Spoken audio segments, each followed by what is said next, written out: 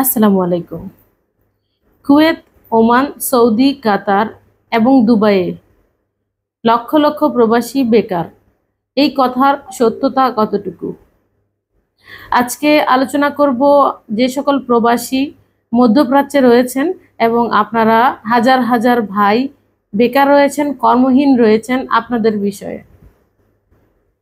কথাগুলো কতটুকু সত্য এবং যখন আমরা ভিডিও বানাই, ভিডিওর নিচে যেমন কুয়েত প্রবাসী, সেও একটা ব্যাড কমেন্ট করে ফেললো, যদিও তার সাথে আমার কোনো দিন লেনদেন হয়নি বা কোনো কিছু হয়নি। বা ধরেন ওমান প্রবাসী তো বা কুয়েত প্রবাসী, এদের সাথে তো আমার কখনো লেনদেন হওয়ার প্রশ্নই আসে না। আমি দুবাইতে থাকি, দুবাইয়ের কাজই বেশিরভাগ আমি করে থাকি।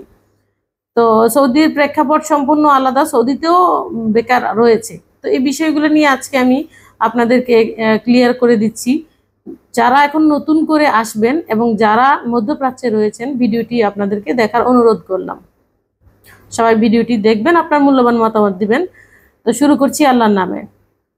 কুয়েত এবং কাতার, বাহরাইন, ওমান, দুবাই, এই 5টা কান্ট্রির কথা অনেকেই বেশিরভাগ বলে থাকেন। সৌদির কথাও অনেকে বলে থাকেন, তারপরে সৌদি অনেক বড় কান্ট্রি, সেখানে কিন্তু কাজের অভাব হয় না।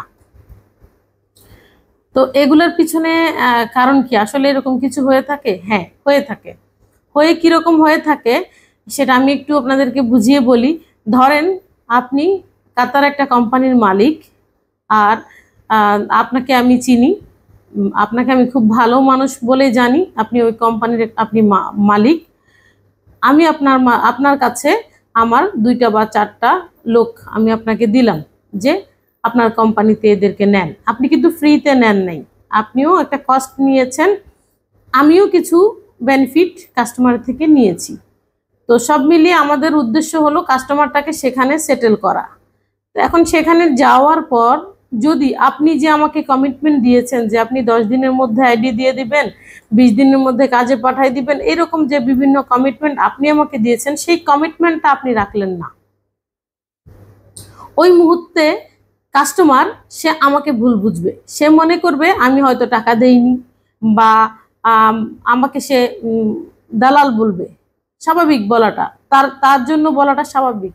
সেও তো টাকা পয়সা দিয়ে ইনকাম করার জন্য গেছে। এখন যদি দিনের পর দিন আইডির জন্যই আপনার পিছে ঘোরা লাগে, তো আপনি কিসের ব্যবসায়ী হইলেন? কেমন ব্যবসায়ী হইলেন?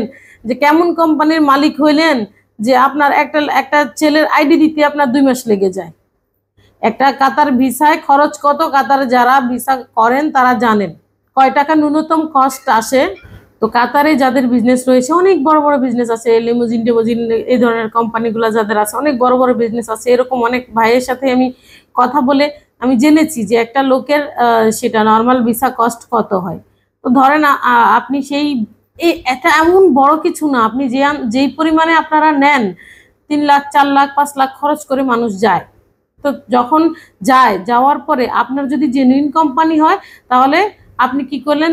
লোকটারে ঘুরাইলেন, মাসের পর মাস, 2 মাস 3 মাস ধরে বসায় বসায় রাখলেন, খাওয়াইলেন, আপনি কাজ দিলেন না। তাহলে এই লোকটা তো খাইতে যায় নাই ভাই, থাকতেও যায় নাই। খাওয়ানো কিরকম নিম্নমানের খাবার খাওয়ান সেটাও মোটামুটি আমরা কাস্টমারের সাথে কথা বললে বুঝতে পারি।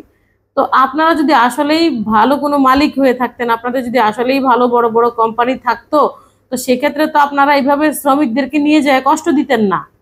খাওয়াতেও কষ্ট দিবেন, থাকায়ও কষ্ট দিবেন, কাজও দেরিতে দিবেন। তাহলে এই যে ভোগান্তিগুলো একটা লোককে নিয়ে যায় ভোগাচ্ছেন, এগুলো থেকে আল্লাহ বিচার করবে না? আপনারা তো আমাদেরকে সামনে রেখে ব্যবসাটা করেন, আমাদেরকে সামনে রাখছেন যে আমরা আমরা হয়তো ক্লায়েন্টকে আমরা বলছি, ক্লায়েন্ট আমাকে দেখে আপনার কাছে গেছে। ক্লায়েন্ট সরাসরি আপনার কাছে কিন্তু যায়নি, ক্লায়েন্টকে আমি নিয়ে গেছি আপনার কাছে। ক্লায়েন্ট আমাকে বিশ্বাস করে, আমাকে ভালোবাসে। আপনি আমার সেই ভালোবাসাটার সেই সুযোগটাকে আপনি পুঁজি করে ক্লায়েন্টকে নিয়ে গিয়ে আপনি আটকায় দিলেন। তারপর একটার পর একটা শর্ত জুড়ে দিলেন, আজকে এটা বলতেছেন, কালকে ওইটা বলতেছেন, অথচ এগুলো কথা আগে বলেননি। এরকম অনেক কিছু আছে। ঠিক এই কারণে আমাদের ওদের কমিটমেন্ট খারাপ হয়, এবং ওই কমিটমেন্ট খারাপ হওয়ার কারণে আমরা যারা আছি মাঝখানে, তারা মনে করেন যে একটা আত্মগ্লানিতে থাকি, গিল্টিতে থাকি। ছেলেটারে পাঠাইলাম, এই লোকটারে তো আমি ভালো ভাবছিলাম, লোকটা আমার সাথে এটা কি করলো, এইরকম। ঠিক এই কারণেও মানুষ বিপদে থাকে। এবার আসেন আরেকটি বিষয়। আপনি বিদেশে যাবেন, আপনার 14 গোষ্ঠীর মধ্যে কেউ না কেউ বিদেশে, যে দেশে যাবেন কেউ না কেউ আছে, থাকবে। এখন প্রতি ঘরেই বিদেশি মানুষ আছে। আপনি তো একটু বিদেশে যখন লাখ লাখ টাকা খরচ করে যাবেন, অন্তত 10,000 5,000 খরচ করে অ্যাটলিস্ট তাকে তো বলতে পারেন যে তার বাসায় একটু মাছ মুরগি নিয়ে যায়, তো আপনি ফল ফুল নিয়ে যায়, তো ফলমূল নিয়ে যায়, তো দেখা করে আসতে পারেন যে ভাই আমি অমুক কোম্পানিতে যেতে চাচ্ছি, একটু খোঁজ খবর নাও ওই লোকটার ব্যাপারে, লোকটা ভালো না মন্দ, এটা তো জানা দরকার, তাই না? ঠিক এটা করেন না বিধায় দেখা যায় এখানে বেশিরভাগ, দুবাইতে যেটা বলবো, আমি কাতারের বিষয়ে অতটা জানি না, দুবাইয়ের বিষয়টা বলবো। ধরেন এখানে মানুষ কি করে, লাইসেন্স খুলে, তার নামে একটা লাইসেন্স খুললো, লাইসেন্স খোলার পর এখানে কয়টা কোটা পাস করলো, কোটা পাস মানে ভিসা, কয়টা ভিসা পাইলো, ওই ভিসাগুলো তারা বিক্রি করলো, বিক্রি করার পর আপনার কাছে ভিসা গেল। আপনি তো ভাবছেন যে এখানে এসে আপনি 5 স্টার হোটেলে জব করবেন, অনেক কিছু করবেন, কিন্তু আপনাকে অনেক স্বপ্ন দেখায়, দেখানোর পর এখানে নিয়ে আসার পর তারা ছেড়ে দেয়। এখন আপনি বা কেন ফ্রি ভিসায় আসেন, এই দোষটা কার উপর যায়? আমি এটা আমার সাথে প্রতিজ্ঞাবদ্ধ হয়েছি, আমি নিজের সাথে নিজে, আমি কখনোই মানুষকে ফ্রি ভিসায় ইনশাল্লাহ আমি দুবাই আনবো না। ওইরকম মানুষ যার কোনো স্ট্যাবিলিটি নেই, বা সে যে নিজেকে এস্টাবলিশ করার মতো ক্ষমতা যার নেই, তাকে আমি ফ্রি ভিসায় আনবো না। এখন থেকে এটা আমি কখনোই করবো না, যত টাকাই দিতে চাক না কেন সেটা আমি করবো না। সে লোকটা আসবে এখানে, রাস্তা রাস্তায় ঘুরবে, আসার আগে তো সব রঙিন লাগে, ভালো লাগে, আসার পরে সে যখন চাকরি পাবে না তখন যা বলবে যে অমুকের দোষ। ঠিক আছে, আপনারা যে হাজার হাজার মেসেজ আমাকে দেন, আমার মোবাইলে যে এত মেসেজ, আমার হোয়াটসঅ্যাপ 3টা হোয়াটসঅ্যাপ আমার ভরে থাকে মেসেজে, আমি জবাব দিই না কেন? আমি উপর থেকে পড়ি যে আমি আসতে চাই বাংলাদেশ থেকে। ভাই বাংলাদেশ থেকে আসা ভিসাও সম্পূর্ণ বন্ধ আছে। দুই একটা অসাধু লোক একটা দুইটা ভিসা বের করে এগুলা কি করে পুরো অনলাইনে ছড়ায় দেয়। সেগুলো অসাধু উপায় কিভাবে করে সেটাও আমি আপনাদেরকে বলছি। অসাধু উপায়টা হলো বাংলাদেশ থেকে ওরা সার্টিফিকেট বানাইয়ে নিয়ে আসে, বানাইয়ে নিয়ে এসে আপনার ভিসাটা বের করে। এবার আপনি বুঝেন আপনি ইঞ্জিনিয়ার না, অথচ আপনার ভিসা ইঞ্জিনিয়ারের বের হইল। তাহলে আপনি বুঝেন একটা সময় এই বাংলাদেশে ইঞ্জিনিয়াররা, জেনুইন ইঞ্জিনিয়াররাও ভিসা পাবে না, শুধু এই যে আপনার জন্য এই যে নকল সার্টিফিকেটটা বানাইলো। ঠিক এগুলা করতেছে, এগুলা করে করে বাংলাদেশিদের কিসমত আগেই নষ্ট করে দিছে। এই জিনিসগুলা প্রবাসী ভাইরা বুঝেন না। আপনারা ফ্রি ভিসায় বিদেশে আসবেন না। ফ্রি ভিসায় আসা মানে হচ্ছে আপনি মালিক ছাড়া গরু, যে পাবে সে ধরে নিয়ে জবাই করবে। কথাটা বুঝতে পারছেন? আপনার মালিকই নেই, আপনার কোম্পানি নেই, আপনাকে একজন রিসিভ করবে, রাখবে, খাওয়াবে, এরপরে কাজে পাঠিয়ে দিবে, এটা হচ্ছে কোম্পানি। এখন কোম্পানির আন্ডারে যদি না এসে আপনি ওই ফ্রি ভিসায় চলে আসলেন, তার মানে হচ্ছে তার দায়িত্ব ছিল ভিসা বিক্রি করা, সে আপনারা ভিসা দিচ্ছে, আপনি চলে আসছেন, শেষ।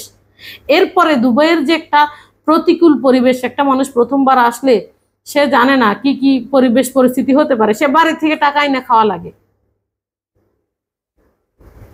এই জিনিসগুলা অনেকে জানেন না, শুধু শুধু ওই ব্যাড কমেন্ট একটা করে ফেলতে পারবেন যে দুবাইতে, কুয়েতে, কাতারে, মানে আমি কাজ দিচ্ছি ধরেন দুবাইতে, তো আমার কাজের নিচে একটা কমেন্ট করছে যে দুবাই, সে কমেন্ট করতেছে যে ধরেন কাতার, দুবাই, কুয়েত, ওমান, এগুলাতে কোনো কাজ নেই, আপনারা কেউ আসবেন না। ভাই আমি তো একবারও কাউকে বলিনি যে বাংলাদেশ থেকে লোক আনতেছি। মানে এইগুলা কমেন্ট আপনারা, কিছু কিছু অশিক্ষিত লোক আছে, আমি আবার রিপিট করে বলবো, কিছু কিছু অশিক্ষিত গণ্ডমূর্খ আছে যারা এগুলো বুঝে না। ভাই আমি বলেছি আপনার কাছে যদি আইডি আছে, আপনাকে কেউ ফ্রি ভিসায় এনে ছেড়ে দিয়েছে, আপনার কাছে কাজ নেই, আপনার কাজের ব্যবস্থা আমি করে দিচ্ছি। আপনার কাছে আইডি আছে, তার মানে হচ্ছে আপনি একটা ফ্রি ভিসায় এসেছেন, সে ছেড়ে দিয়েছে, যার মাধ্যমে এসেছেন সে কিন্তু প্রথমে 5 স্টার হোটেলের স্বপ্ন দেখাচ্ছে, পরে কিন্তু সে আপনাকে ছেড়ে দিছে, বলছে যে কাজ নেই। এখন আপনি কই যাবেন? আপনি তো 5 লাখ 6 লাখ টাকা দিয়ে আপনি এখানে আসছেন, তাই না? এখন কোথায় যাবেন? তো স্বাভাবিকভাবে একটু নর্মাল কমন সেন্স ইউজ করেন। ঠিক এই আপনাদের মতো এই লোক যাদের কাজ নেই অথচ যারা ফ্রি ভিসায় এসেছে, আমি তাদের কাজের ব্যবস্থা করতেছি। ইভেন এইখানে যারা মনে করেন ফ্রি ভিসা এতদিন ছিল, কোনো রকম কাজ করে জীবন গেছে, তারা এখন হয়তো ভিসা শেষ, এখন এই মুহূর্তে ভিসা চেঞ্জও বন্ধ, ট্রান্সফার বন্ধ আছে, ট্রান্সফার বন্ধ থাকার কারণে আপনাদের ভিসা শেষ, ফাইন আসতেছে। আপনাদের জন্য আমি যেটা করছি যে এমদাদ কোম্পানি সহ কয়েকটা ক্লিনিং কোম্পানির সাথে কথা বলছি, যাদের ভিসা হচ্ছে। বাংলাদেশিদের নর্মালি ভিসা সব জায়গায় বন্ধ, তো ধরেন এখন এমদাদ কোম্পানির কাছে যদি ভিসা করা যায় তাহলে ভিসা করে ওখানে কাজ করেন। যখন দেখবেন যে বাংলাদেশের ভিসা নর্মাল হয়েছে, বা ট্রান্সফার নর্মাল করে দিছে, যে কোনো কোম্পানিতে ট্রান্সফার হয়ে যাবে, ওই মুহূর্তে আপনি ভিসাটা ক্যান্সেল করে অন্য কোম্পানিতে চলে যেতে পারবেন। ফাইন আসার থেকে ভালো নয়? বাংলাদেশিদের সকল রকম সুযোগ সুবিধা বন্ধ রাখা হয়েছে, কেন জানেন? ঠিক এই জন্য, যারা লোক এনে ভিসা বিক্রি করে ছেড়ে দেয়, এই লোকগুলো রাস্তাঘাটে কান্নাকাটি করে, এখানে শুয়ে থাকে, পার্কে শুয়ে থাকে, ওখানে না খায় থাকে, ওখানে মরে থাকে, ওখানে পড়ে থাকে, এই একটা অবস্থা। তো বাস্তবতা এটাই যে ফ্রি ভিসায় কখনো দুবাই, কুয়েত, কাতার, সৌদি আরব, ওমান, বাহরাইন, এগুলা 6টা যে মিডল ইস্টের কান্ট্রি আছে, মিডল ইস্ট, হ্যাঁ, মধ্যপ্রাচ্যের যে 6টা দেশ আছে, এখানে আসবেন না। ফ্রি ভিসায় এই 6টা দেশে যাবেন না। নিজের খুব পরিচিত, নিজের বাবা, মামা, চাচা, খালু না হলে যাবেন না।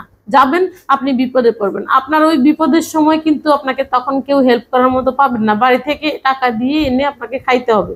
তো ওই সময় আপনি বলবেন দালাল দালাল আমাকে এনে ফালাই দিছে, এই করছে, ওই করছে। ভাই, মানুষের কথা বিশ্বাস করার দরকার নাই তো আপনার। ফ্রি বিষয়ে আইসেন না, কোম্পানির বিষয়ে আসবেন। কোম্পানির বিষয়ে আসবেন, রেজিস্টার্ড কোম্পানি আপনাকে নিয়ে আসবে, ডাইরেক্ট কোম্পানি আপনাকে রিসিভ করবে, কোম্পানি আপনাকে অ্যাকোমোডেশন দেবে, সবকিছু দেবে। হ্যাঁ, যদি আপনি অনেক স্কিল ওয়ার্কার হয়ে থাকেন, অনেক চালু হয়ে থাকেন, যে আপনি বিদেশে টিকতে পারবেন বলে আপনার মনে হয়, বা ইতিপূর্বে বিদেশ করে থাকেন, সেক্ষেত্রে আপনি ফ্রি ভিসার সাহস করতে পারেন। ফ্রি ভিসার সাহস এত সহজ নয়। একটা নতুন দেশে গিয়ে দমাদম নিজেকে সেটেল করে ফেলা এত সহজ নয়। তো আশা করছি আমি ব্যাপারটা আপনাদেরকে বুঝিয়ে বলতে পারছি। ভিডিও যদি আপনাদের কাছে ভালো লাগে, আমার ভিডিও দেখে যদি কেউ উপকৃত হয়ে থাকেন, অবশ্যই আপনার মূল্যবান মতামত দিবেন এবং লাইক করবেন, কমেন্ট করবেন, শেয়ার করবেন বিভিন্ন সামাজিক মাধ্যমে। আপনার শেয়ারের কারণে যারা এখন ফ্রি ভিসায় আসতে চাচ্ছে তারা সচেতন হতে পারবে। ধন্যবাদ সবাইকে। আল্লাহ হাফেজ।